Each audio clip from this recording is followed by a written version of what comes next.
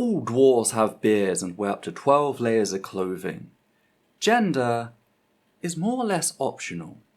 Sir Terry Pratchett is a beloved British author, best known for a satirical fantasy series set in the Discworld, as well as his many collaborations with Neil Gaiman on books such as Good Omens. Though Terry wasn't just a brilliant author, he was also a compassionate man, a man not afraid to show his anger in the face of injustice. So why then are transphobes attempting to posthumously lay claim to Terry's work and memory? And what is the cost, both for Terry's family and friends, as well as trans people? Well, how about we find out? Though before I can do that, I just need to give a content warning for the following topics: transphobia, anti-Semitism, biphobia, sexism, and allusions to genital surgery. If you like our work and appreciate the research put into each video, please consider supporting the channel via Patreon. You can also support us by liking, commenting, and sharing our work on social media like Twitter and Discord. So today's story kicked off on the 28th of July when author Laurie Penny tweeted out about the connection between anti-Semitism and transmisogyny, linking a thread which dove into the matter in further detail. By the way, this is something we've actually covered here on the channel in the past, for those interested in knowing more. Now, this particular post sparked Neil Gaiman to chime in by adding that this was not very surprising, a move that clearly enraged some bigots. One such bigot responded, attempting to drag the author, telling him that, quote, "I thought the facts that you wrote good fantasy meant that you were acquainted with reality. After learning this about you, it seems, however, more likely that was Pratchett's contribution to your partnership." End quote. So already we have transphobes bringing up Terry's name in an attempt to browbeat a man who was not only his co-author for many decades, but a close and personal friend, all to cover for the anti-Semitism that is baked into the anti-trans movement. Yet the absurdity continued, with a triage of transphobes responding to Laurie pointing out the facts that they were pretty sure Granny Weatheraxe, a prominent figure in the Discworld series, would have taken a dim view of what's going on. One replied with, quote, "She would have, but not in the way you mean," end quote. Another with, quote, "Honestly have no idea how anyone can read Pratchett, especially the Witches, and think he didn't know what female is and means in the world," end quote. And the last with, quote, "There's no telling though, is there? Margaret Atwood was a shock," end quote. Margaret Atwood is another world-renowned author, best known for her work The Handmaid's Tale, a novel-turned-television series about a dystopian world in which women are defined and enslaved by their reproductive capabilities.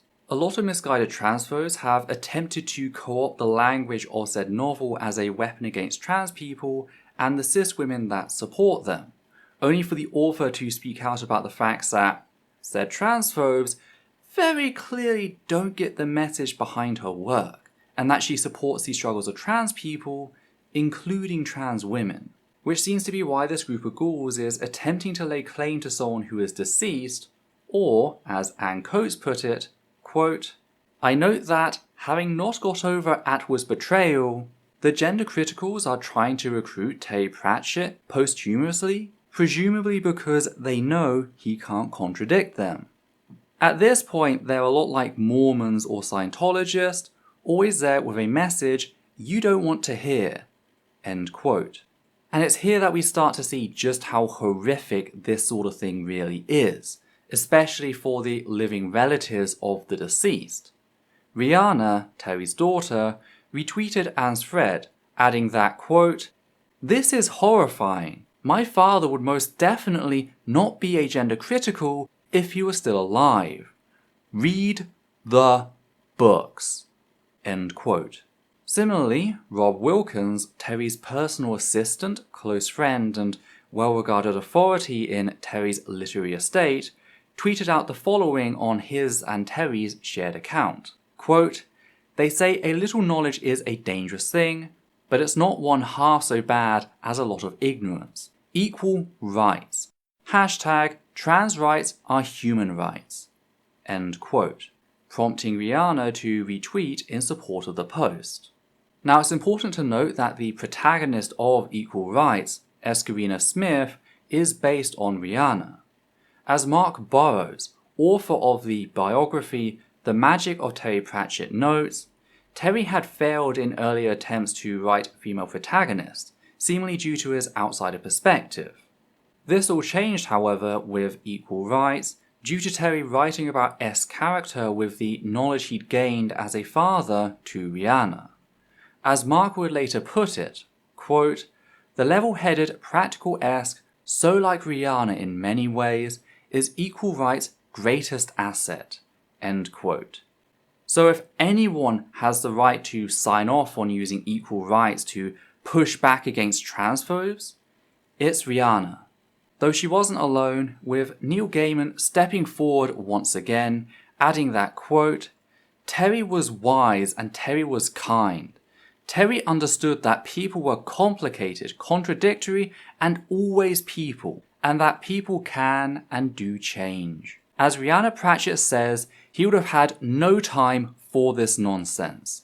See also Equal Rites, Monstrous Regiment, Feet of Clay." End quote. So we see Terry's living family and friends speaking up, not just about the fucked up nature of what was being attempted here, but in support of the trans community, which is completely fair. These are the people seeing the man they loved dragged through the mud in the name of bolstering anti-trans hate by cowards put off by living authors calling them out on their bullshit, no less. However, as one might expect, the transphobes started feigning ignorance over their transgressions, with one particularly slimy individual linking the post by Rob whilst tweeting that, quote, "Why has someone posted this on Terry's account? He passed away a few years back and now someone has decided to post something political on here. Just seems a bit disrespectful and could possibly lead to conflicts that otherwise wouldn't have existed." End quote. Oh yeah, because Terry was famously apolitical. By the way, just in case someone is wondering whether this person simply doesn't know what's going on, their entire Twitter feed screams bad faith. They seem to be one of those people who waste everyone else's time by deliberately misframing issues or leaving out vital information, such as the fact that Rob's post only exists as a response to bigots trying to profit off of Terry's humanity by destroying everything he taught us. Though, rather naturally, this was only one of many terrible takes, with another responding by stating that, quote, "Ah yes, Equal Rites, a book that is very specifically about sex differences and differences in how sexes are treated in the Discworld. Pratchett, like many a fantasy author before and after him, makes distinction between male and female magic in his universe. So, weird tweet." End quote. Way to show you never actually read the book. It is true that within the pages of Equal Rites, Terry establishes two very dimorphic approaches to magic, witchcraft and wizardry, which everyone from around the Circle C asserts are strictly dictated by an individual's sex. The problem? The rest of the book is spent tearing that system apart. The story starts with an elderly wizard, Drumbillet, seeking out the eighth son of an eighth son about to be born, a phenomenon that signals the child is to be a powerful wizard. However, just after giving the child his blessing and staff, the babe is revealed to be a girl who is subsequently named Escarina, Esk for short. Now, the witches attempt to raise Esk but quickly realise that her magic is wizard's magic, leading Granny Weatherwax to be tasked with taking Esk to the Wizards' Unseen University in Ankh-Morpork. Of course, the wizards refuse to allow a girl to study at the university, but Granny Weatherwax, who had previously believed Esk just needed to buckle down and try harder to be a witch, sneaks Esk into the university as a servant, giving her the opportunity to study in secret. During her time there, however, Esk encounters a young wizard by the name of Simon, whom she begins teaching witches' magic such as headology. At the climax of the book, Esk and Simon, supported by Granny Weatheraxe and the Unseen University's Arch-Chancellor, Cut Angle, manage to save the day, leading Esk to be accepted, making her the second female wizard to be named in the series. Wait, the second? Yeah, that was Marchesa from The Colour of Magic, a 5th level wizard and hydrophobe. You see, whilst nations centred on the Circle C believed wizardry to be something limited to men, people of the City of Krull had no such reservations, a fact that was commented on by Terry in the book itself, with him noting how the Krull College of Wizardry had figured out the plumbing problems that seemed insurmountable to the Unseen University. Returning to equal rights, however, the book ends by effectively declaring that women can do wizardry and men can do witchcraft, or they can choose to do neither, effectively invalidating the belief presented as fact at the start of the book. So to pretend like this or any of Terry's work established a strict sexual dimorphism when there's historic and cultural exceptions only shows the willful ignorance of the person making this assertion. Although Terry seems somewhat dissatisfied with certain elements of this book later on, as can be seen in his later piece, I Shall Wear Midnight. In said book, Esk returns, only by this time she's decided to focus more on witchcraft. It seems that Terry might have felt like he'd boxed Esk into being a wizard, keeping in mind that she was rather young throughout the events of Equal Rights, so gave her character a greater sense of autonomy in having her choose to be a witch, rather than defined by Drum's actions in effectively assigning her a wizard at birth. But what's really interesting about this is how Esk's identity is revealed to the book's protagonist, the young witch Tiffany Arching. Tiffany spots Esk's staff as part of a shamble being a magical device used by witches. Except the staff is missing something, for you see, it had had its knob removed. For context, Terry was not one to shy away from the phallic imagery of the wizard's staff, a fact that Nanny Ogg singing a wizard's staff has a knob on the end will clearly attest to. So for Esk, someone who had been shown to display what was traditionally viewed as male-coded magic, to remove a phallic symbol and decide to be a witch anyway, it's a little on the nose, just a bit. The point is, Esk was supported when she finally became a wizard, and she's supported when she decides it's not for her, she actually wants to be a witch, giving herself a symbolic phallus removal in the process. So there's a lot that a trans or intersex person can get from interpreting that. Do I know that's what Terry was nodding at? No. But is it a valid reading? Abso-fucking-lutely. The same is true of the Dwarves, with Neil Gaiman coming out and explicitly telling us that Terry was proud that the trans community felt such a strong connection to them. Not that he was simply okay, but that it honoured him. What's more is, Terry Pratchett, in spite of stating that he hadn't originally created the Dwarves to be transgender, referred to them as such in an interview he did in 2000, stating, quote, "The people I know who are gay and one transgendered, I think, like the Dwarves. I don't ask people what they're not prepared to volunteer, are mostly within sci-fi/fantasy fandom, which appears, at least, to be quite amiable about people's sexuality, so long as they don't act a jerk." End quote.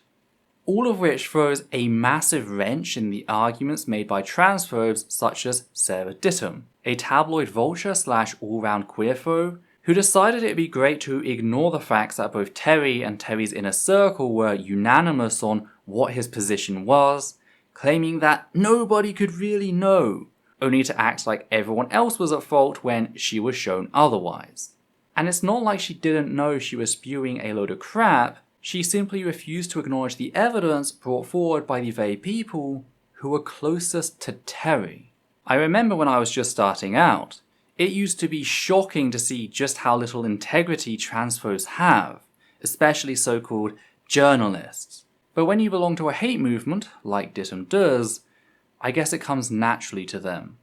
If they don't like the evidence, They just ignore it whilst acting like everyone else is in the wrong for calling them out on their lies. Point is, Terry was no stranger to trans people, something a number of trans folk coming forward to share their personal experiences have shown. But more than that, everything Terry has ever written, everything he has ever said, screams that he would refuse to be part of an anti-trans hate movement. So why then do these ghouls lie? Well, it's to try and present themselves as reasonable people. The gender-critical crowd, a euphemism for scientific misogyny and transphobia, don't have the numbers. That's why J.K. Rowling pulled a Nixon and claimed to be supported by a silent majority of Harry Potter fans. By the way, this is why it's important for people to stop engaging with Harry Potter online. Not to mention, stop buying her merchandise, as doing so keeps her relevant and leaves you open to being exploited like this. The literary concept of the author is dead doesn't apply when the author is alive and weaponizing your continued patronage. Returning to creating a false image, recruiting big names has given transphobes a boost in the past. However, the number of people willing to tolerate their bullshit is shrinking, with all reasonable voices outright rejecting their claims. So what are they left with? Well, they can claim the dead, since dead folk rarely talk. Thankfully, in Terry's case, he has a loving circle of family and friends who care about his memory and are willing to fight to defend his humanity from exploitation at the hands of a hate-driven ideology. Which is important to the trans community as well, with many trans folk having had the rug pulled out from under them in the past. Many of us have seen people we looked up to reveal their true nature to be one of hate. And it can be exhausting. Anytime a famous person's name is trending alongside transgender, I hesitate to check what's going on. Sure, they may be coming out. Or they may be going the way of Rowling. Suffice to say, I don't have a lot of heroes. I haven't in a long time. But Terry was more than any hero. He was unabashedly kind. Not the sort of kind that demanded the marginalized temper their pain and their anger, or the sort of kind that only really cares about people who can be exploited for their own personal gain, but genuinely kind. Terry's passing was the only time I found myself crying over the death of an individual I had never met, because the world genuinely seemed like a darker place with him gone. But he isn't gone. At least not whilst his community, friends and family continue to espouse the values he did. For quote, "No one is finally dead until the ripples they cause in the world die away, until the clock wound up winds down, until the wine she made has finished its ferment, until the crop they planted is harvested. The span of someone's life is only the core of their actual existence." End quote. So to Rhianna, Neil, Rob and every Pratchett fan out there, thank you for helping keep the memory of this brilliant man alive. If you have any questions or criticisms, do post them below. Just know that abuse won't make it through. If you like what we do here, please consider becoming one of our wonderful patrons who make all this possible. On that note, we'd just like to thank the following people: Matthew Kovac, Hannah Banghart, Gerrit Van Voorst, Soy and Katie, Cthulhu Wu, and Sosh Daniels. And from myself, Odita and Levi, take care now.